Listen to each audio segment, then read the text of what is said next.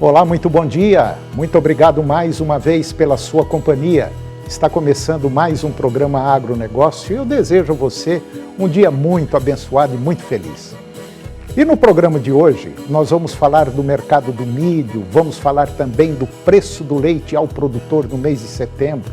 Eu vou conversar com Dirceu Borges, superintendente do Senar Goiás, e nós vamos falar de uma novidade muito interessante para o produtor, principalmente para o pequeno e médio produtor. Vamos falar de gases de efeito estufa, um tema muito debatido principalmente em relação à pecuária bovina. E eu vou conversar com Leonardo Machado, assessor técnico da FAEG, e nós vamos falar da safra 24-25 aqui no estado de Goiás. O programa Agronegócio já está no ar.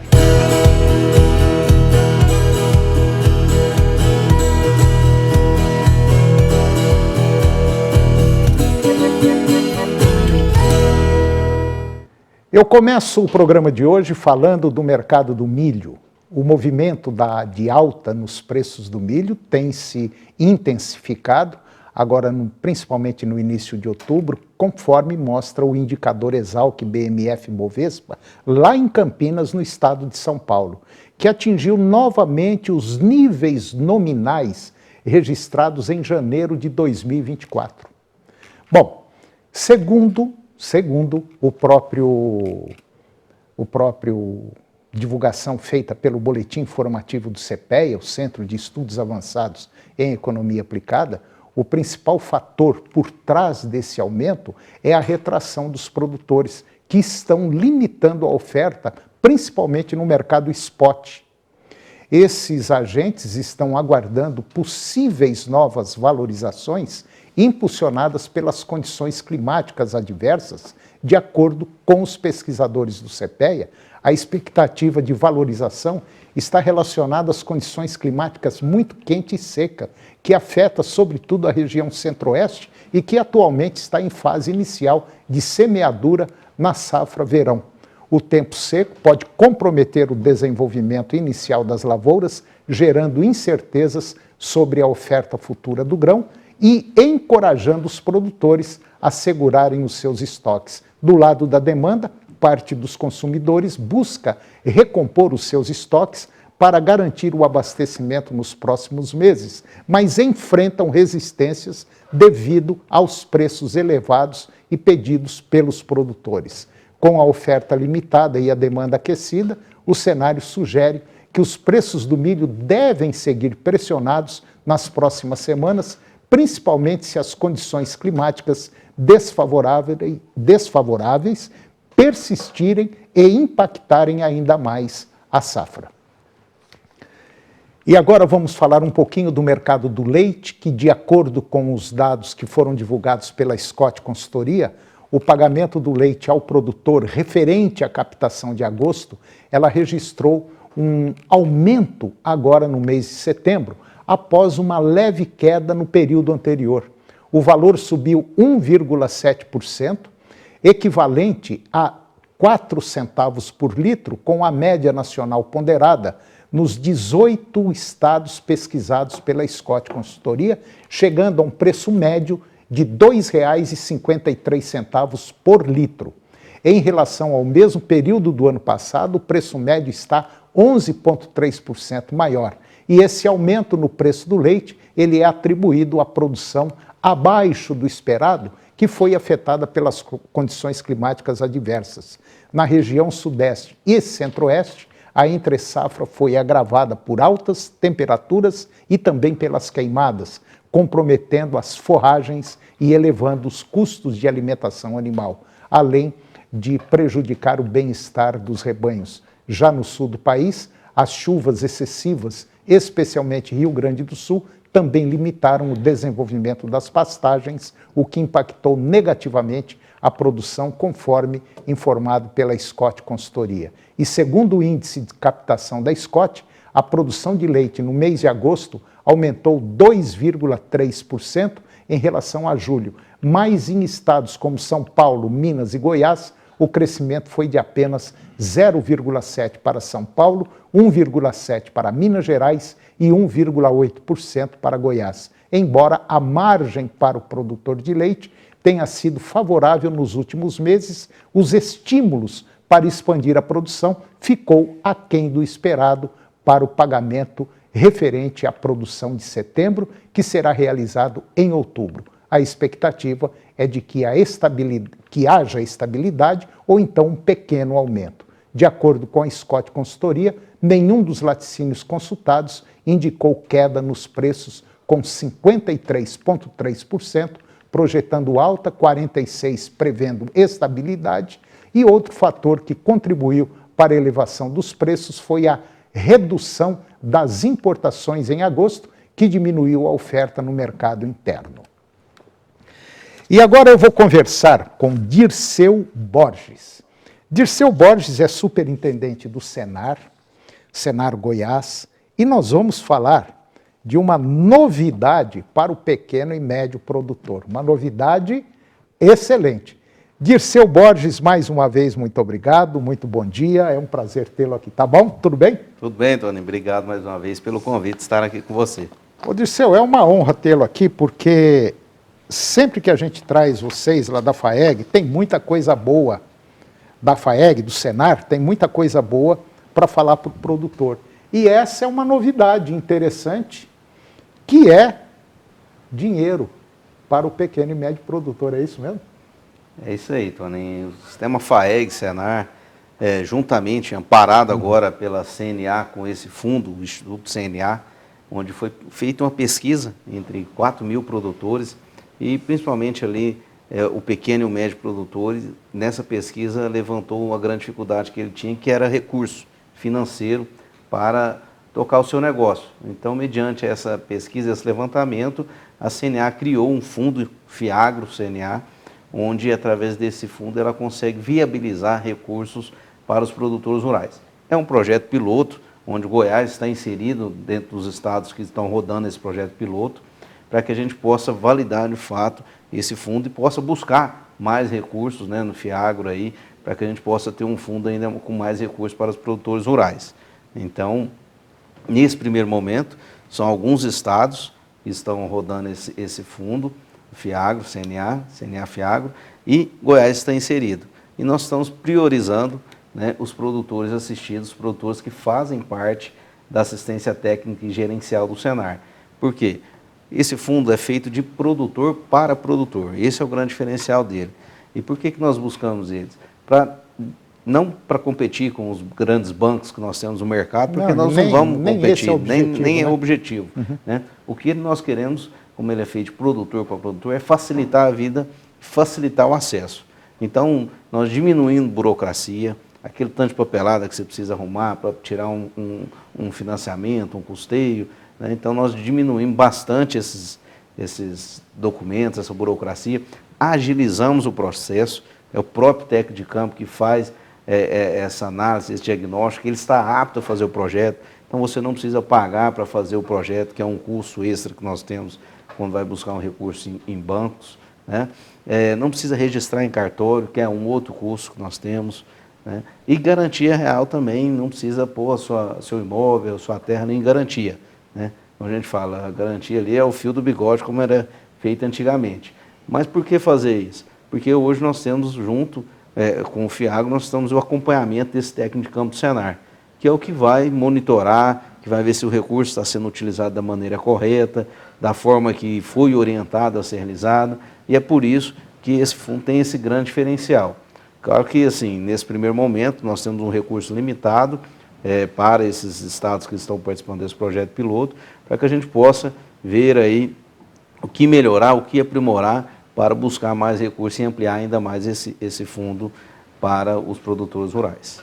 Bom, o Senar tem um projeto que já está em andamento, que é de assistência técnica gratuita ao produtor. Um técnico vai lá, se você mexe com leite, ele vai te dar todas as informações sobre leite, enfim, tudo que você precisa, o Senar tem e pode te dar essa assistência técnica. Quando o técnico está lá, ele fica sabendo da sua vida, como é que você está fazendo, onde você tem que gastar, o que você tem que fazer. Então, essa é uma baita de uma grande facilidade para emprestar o dinheiro para o produtor. Quer dizer, o técnico já está sabendo da vida do produtor quanto ele precisa e como ele deve fazer aquilo com o auxílio do próprio técnico, é isso? Exatamente. Esse é o grande diferencial que nós temos, porque o técnico vai acompanhar a aplicação desse recurso. E o técnico, como ele já está ali na propriedade há algum tempo, acompanhando, monitorando, principalmente no que tange a gestão daquela cadeia produtiva ao qual ele assiste, então ele sabe, ó, aqui nós vamos pegar esse recurso para aplicar em pastagem, em comida, ou em genética, ou em inovação, em tecnologia, em equipamento, enfim. Entendi. Então ele vai saber a melhor forma de utilizar e, assim, fazer com que o produtor não leve esse recurso para outros caminhos que vão poder até endividá-lo mais ainda, né, se não for melhor aplicado. Bom, você que está nos acompanhando, e se você tem interesse em entrar dentro desse projeto, procure o seu sindicato, né, que é o primeiro passo, procure o sindicato. Fala, olha, é o projeto do Senar de assistência técnica, de empréstimo aí da CNA, eu gostaria de participar desse projeto. Enfim, você está com tudo na mão. Você vai ter curso de graça, você vai ter assistência de graça e você também vai ter um empréstimo de graça de acordo com a sua. De graça não, você vai ter que pagar, mas você vai ter todas as facilidades para obter um financiamento sem burocracia para poder tocar e melhorar o seu negócio. Acho que é isso, né, Dirceu? É isso aí, Tony. Então a gente tentou buscar a melhor forma possível para atender o produtor. É um fundo criado de produtor para produtor, buscando facilidade. Ele aí, nesse primeiro momento, é um ticket aí pequeno, mas que pode ser pago em um ano e da forma que o produtor quiser. Por exemplo, o produtor de leite pode pagar mensalmente, que ele recebe o leite mensal. O produtor de grãos, por exemplo, ele tem só na safra, então ele pode pagar uma vez ao ano somente que está esse financiamento. Então tem até essas facilidades, são inúmeras, né? Então procure o Sindicato Rural, faça parte da assistência técnica. Esse fundo foi criado para os produtores da assistência técnica gerencial do Senar, então esse é o primeiro passo, além de procurar o Sindicato Rural ou a Federação, o Senar aqui no nosso estado de Goiás. Pronto, eu acho que depois disso, só se a gente for aí pegar você pela mão e levar o dinheiro.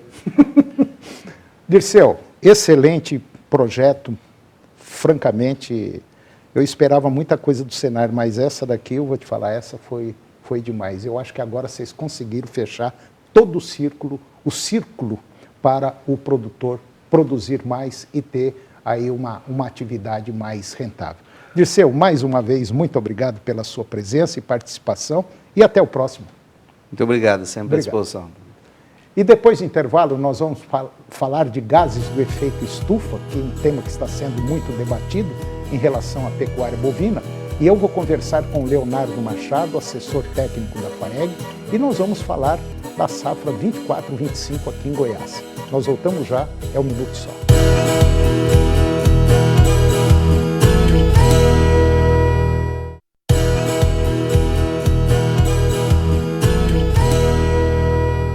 Nós estamos de volta e agora nós vamos falar de gases de efeito estufa. Esse é um tema muito debatido, principalmente em relação à pecuária bovina. Agora, saiu um estudo conduzido por pesquisadores da Fundação Getúlio Vargas, a FGV, a consultoria Fauna Projetos e também o Instituto Integra, com participação da JVS. E foi revelado que a pecuária pode até contribuir significativamente para a captura de gases de efeito estufa.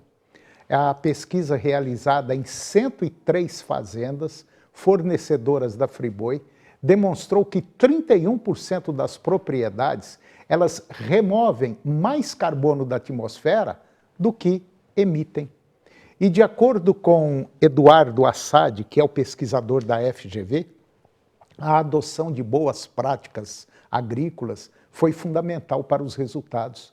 A recuperação dos pastos teve um efeito claro na redução das emissões, mostrando o caminho para uma pecuária mais eficiente e sustentável. O levantamento utilizou o protocolo GHG para medir essas emissões e também as remoções de gases do efeito estufa entre agosto de 2023 e maio de 2024, analisando fatores como qualidade do manejo de pastagens, o perfil da dieta do gado e o controle de desmatamento. Já o Fábio Dias, que é o diretor de pecuária da Friboi, ele ressaltou a importância da iniciativa da Fazenda Nota 10, que tem ajudado os pecuaristas a adotarem práticas de baixo carbono. O programa oferece um diagnóstico completo para que os produtores possam entender a sua situação e traçar metas de gestão sustentável. Que foi criado em 2017, o programa Fazenda Nota 10 já impactou cerca de 860 propriedades e continua a expandir as suas avaliações, incorporando aspectos de sustentabilidade e também de eficiência. E agora eu vou conversar com Leonardo Machado. O Leonardo Machado, ele é assessor técnico da FAEG e nós vamos falar de um tema muito interessante. Nós vamos falar sobre a safra 24-25 aqui no estado de Goiás. Leonardo Machado, muito bom dia, muito obrigado pela sua presença. É um prazer tê-lo aqui. Nós estamos aí, né, batendo a porta aí, esperando só a chuva chegar, né? Perfeito, bom dia a todos. É um prazer, né? A gente sempre fala isso, é muito bom estar aqui e levar informações para todos, né? E como você colocou, Tony, a chuva tá esperando, né? Estamos esperando ela chegar para que a gente possa iniciar a nossa safra. O vazio sanitário encerrou logo aí no finalzinho de setembro, e agora o produtor aguarda as chuvas. Sabendo que esse é um ano onde a influência do fenômeno climático Laninha vai ser predominante até pelo menos o final do ano, isso vai mudar as questões de chuva aqui no nosso estado e, consequentemente, podemos ter aí um pequeno atraso ao que já ocorre, né, no nosso plantio da nossa safra aqui em Goiás. Você tem uma ideia, a FAEG já tem um levantamento, qual é a previsão diária que vai ser cultivada? Já realizamos um levantamento. O ano passado, Goiás plantou 4,8 bilhões de hectares de soja. Esse ano, a expectativa é de um crescimento de 2%, que vai dar em torno aí de 100 mil hectares a mais, chegando aí a 4,9.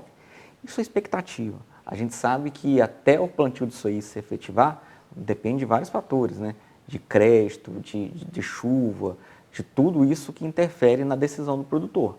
Mas, inicialmente, a perspectiva é essa. Se a gente tiver uma excelente produtividade e essa área se confirmar, podemos ter uma safra aí de 19 milhões de toneladas, né?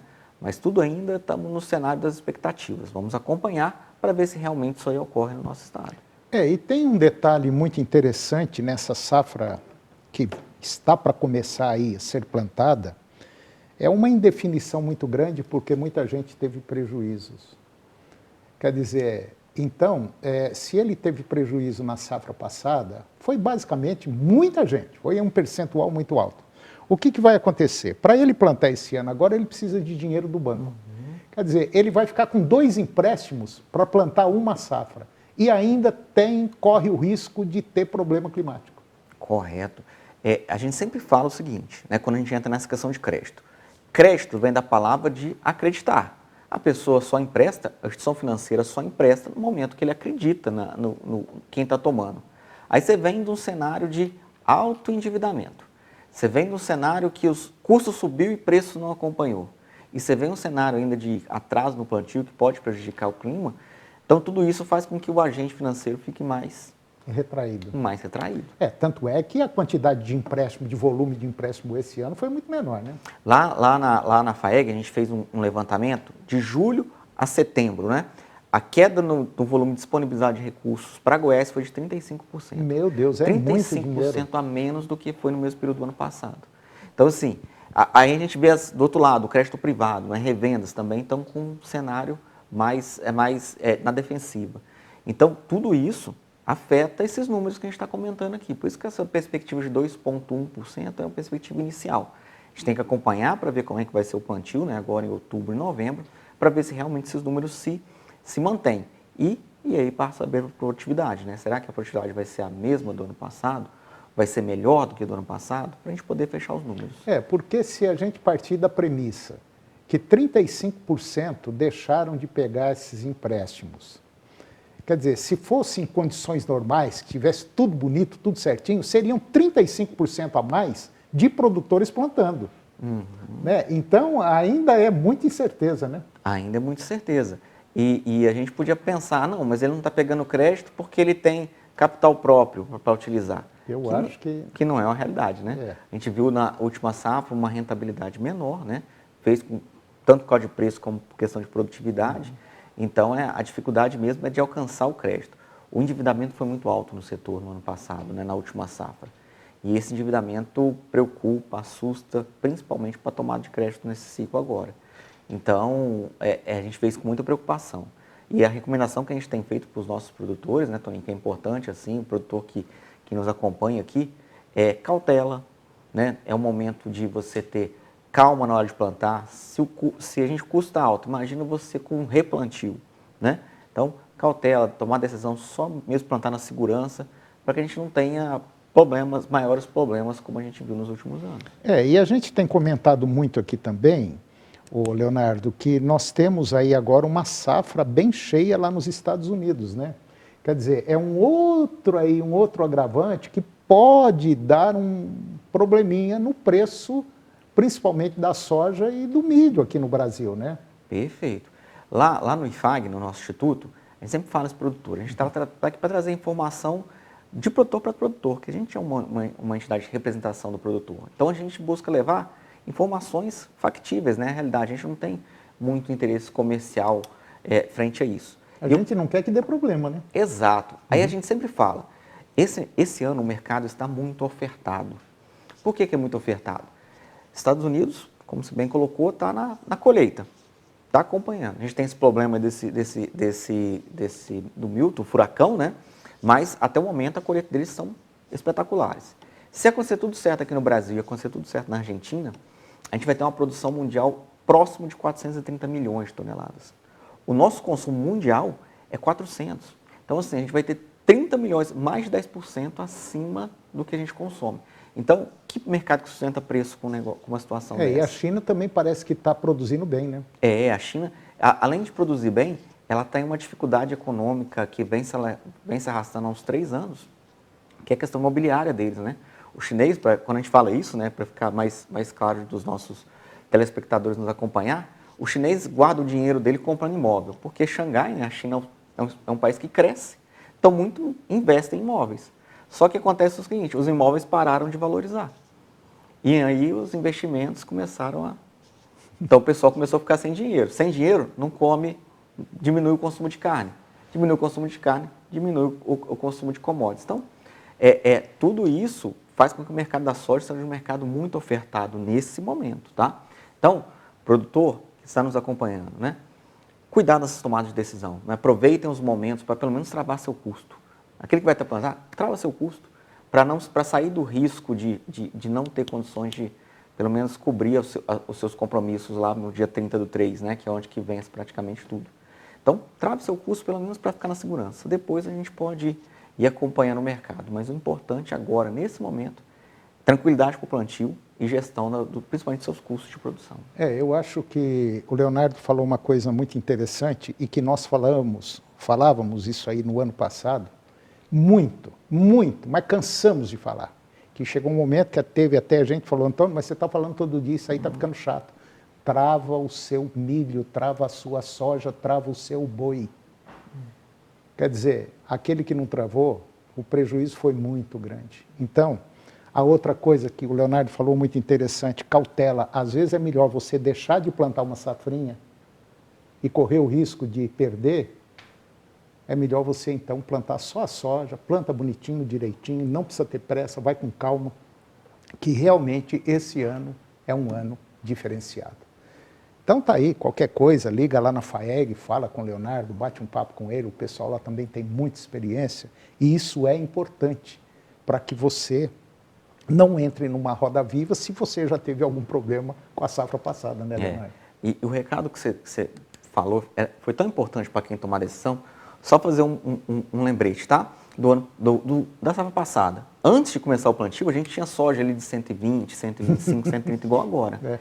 Quando começou a colheita, no comecinho do ano passado, desse ano, a gente teve soja abaixo de R$100 aqui em Goiás. Foi. Então, assim, imagina quem vendeu abaixo de 90 para poder pagar as contas e não negociou antigamente.